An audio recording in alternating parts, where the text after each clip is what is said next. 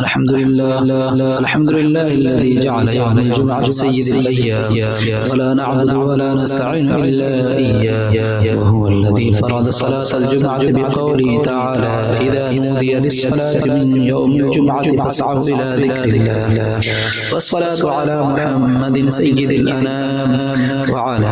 آله وأصحابه الكرام خصوصا على أفضل البشر بعد الأنبياء بالتحقيق أمير المؤمنين أبي بكر الصديق وعلى الناطق بالصدق والصواب أمير المؤمنين عمر بن الخطاب وعلى كامل الحياء والإيقان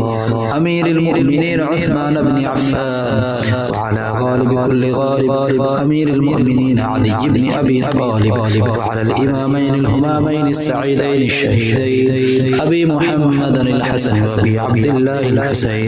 وعلى أمهما سيدة النساء فاطمة الزهراء وعلى عميه الشريفين المطهرين من الأدناس الحمزة والعباس وعلى الستة الباقية من العشرة المبشرة وسائر الصحابة والتابعين رضوان الله تعالى عليهم أجمعين. بارك الله لنا ولكم في القرآن العظيم ونفعنا وإياكم بالآيات والذكر الحكيم.